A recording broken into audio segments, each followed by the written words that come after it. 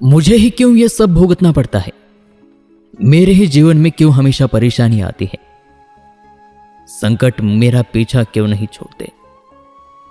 क्यों मुझे बार बार असफलताएं मिलती हैं? आखिर क्यों मेरे ही साथ क्यों? अगर ये सारे सवाल आपके मन में हमेशा उठते हैं, आपको भी असफलताएं, चुनौतियों से अब छुटकारा पाना है, अगर जिंदगी में सफलता प्राप्त करनी है, तो आज का यह वीडियो शायद आपकी सोच, आपकी जिंदगी बदल दे। दोस्तों नमस्कार, स्वागत है आप सभी का जेके भक्ति पर। अगर चैनल पर नए हैं तो चैनल को सब्सक्राइब करना ना भूलें, क्योंकि ऐसे ही नई नई वीडियोस हम आपको इस चैनल पर हमेशा देते हैं।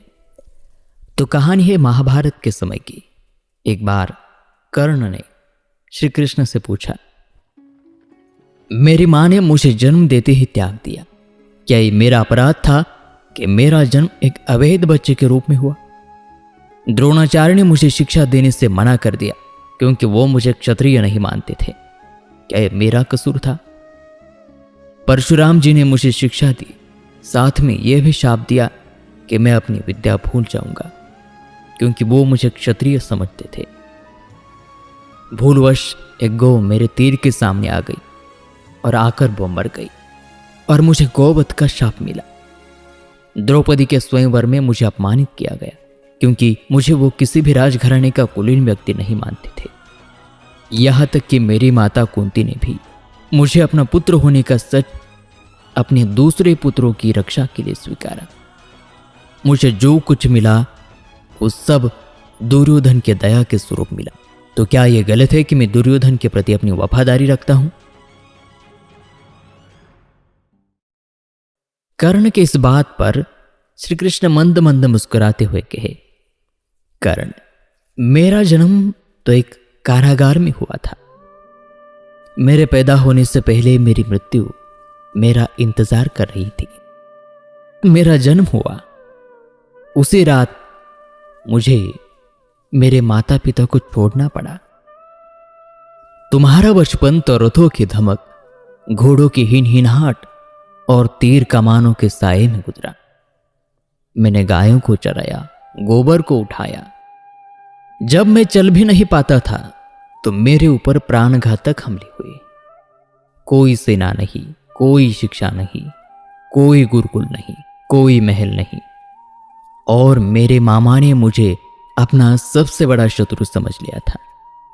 जब तुम सब अपनी वीरता के लिए अपने गुरु से, समाज से प्रशंसा पाते थे, उस समय तो मेरे पास शिक्षा भी नहीं थी। बड़े होने पर मुझे ऋषि सांदीपनि के आश्रम में जाने का मौका मिला। तुम्हें तो अपनी पसंद की लड़की से विवाह का अवसर मिला, लेकिन मुझे तो वह भी नहीं मिली जो मेरे आत्मा में बसती थी। मुझे बहुत से विवाह राजनीतिक कारणों से उन स्त्रियों के साथ करने पड़े जिन्हें मैंने राक्षसों से छुड़ाया था।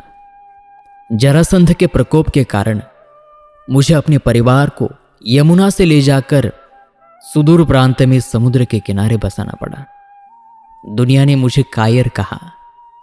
यदि दुर्योधन जीत जाता तो उसका श्रेय तुम्हें भी मिलता, लेकिन धर्मराज के युद्ध जीतने के बाद उसका श्रेय अर्जुन को मिला और कौरवों ने मुझे उनकी हार का उत्तरदायी समझा।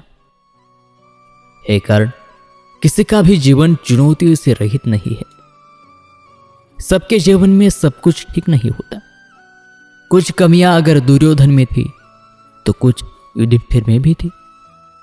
सत्य क्या है और उचित क्या है, यह हम अपनी आत्मा की आवाज से स्वयं निर्धारित करते हैं। इस बात से कोई फर्क नहीं पड़ता कि कितनी बार हमारा अपमान होता है। इस बात से कोई फर्क नहीं पड़ता कितनी बार हमारे अधिकारों का हनन होता है। इस बात से कोई फर्क नहीं पड़ता जीवन में मुझे कितनी परेशानियों का सामना करना पड़ता है। फर्क सिर्फ इस बात से पड़ता है कि हम उन सब का सामना किस प्रकार से करते हैं। तो दोस्तों, आशा है आपको ये कहानी प्रेरक और बलशाली, बल देने वाली लगी हो। जीवन में सुख दुख आते रहते हैं।